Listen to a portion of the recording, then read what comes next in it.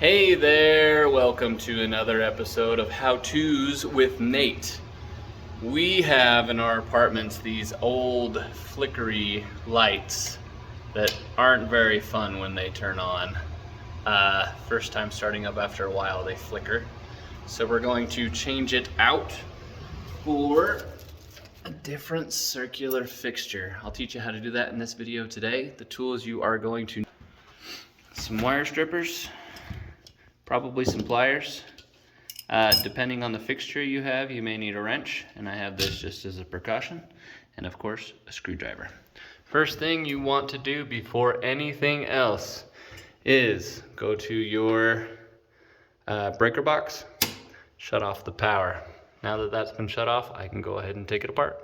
Okay, to take the fixture apart, I removed a screw from here and removed these 4 screws to take off the outside cover.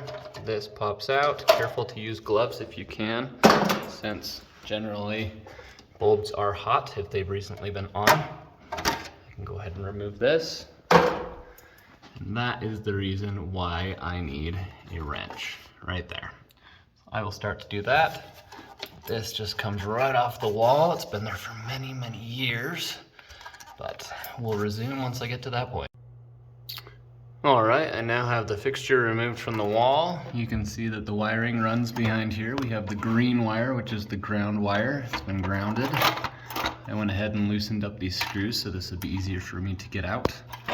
We have our hot wire. It's back here behind. And this is another reason for shutting off the power, is when you're tugging on wires, it can cause issues. Well, not issues, but can cause something to spark potentially. And there's our neutral wire. I'm gonna go ahead and remove the caps on these, and then I'll show you how to hook up the new one. Okay, resuming here, just for learning purposes, sometimes cords that come out of the wall, depending on how old they are, will be different colors. Most of the time a hot wire is black.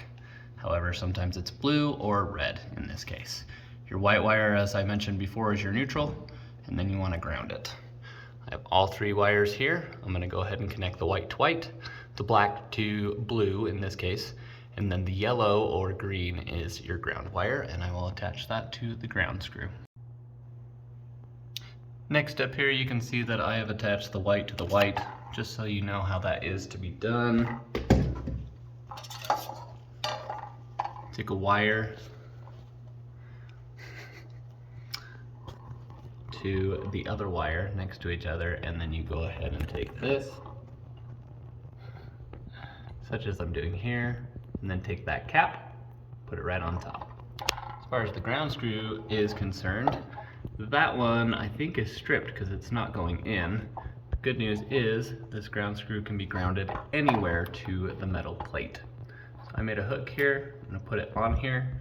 Best thing you can know, well, one of the best things you can know in electrical is that you want to make sure and do the hook the correct way so that when you're turning the screw, it continues to tighten that hook that you've made. Okay, I now have the fixture connected, the black to black, the white to white, and the ground is connected to that bottom screw, which means I'm only going to be able to connect the fixture with the upper screw that is still loose. I've taken this cover off of the front, and what you do is you hide the wires behind, take it, place it where the screw is. Obviously I'm going to need to put my screwdriver in there and pull the screw out a little bit further. And attach it to the wall. Then I put the fixture back on, and the issue is complete. We want to go ahead and check now that the wires are connected.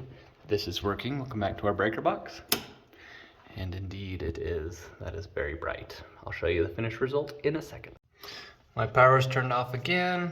I went ahead and placed the fixture there, but it is still loose. I've got that screw where I need it to be now. I go ahead and tighten that up. As you can see, it's going to need a paint job around this fixture because it's a bit different. Let's hope your walls are the same color. Haven't changed over the years. Even though it only has the one screw to hold it in place, it is very secure still. Go ahead and find my lid. Use the edges, put it where it needs to go in there, turn it so it's done, and turn my power on once more, and we are done. Thanks for joining me on this episode of How To's with Nate.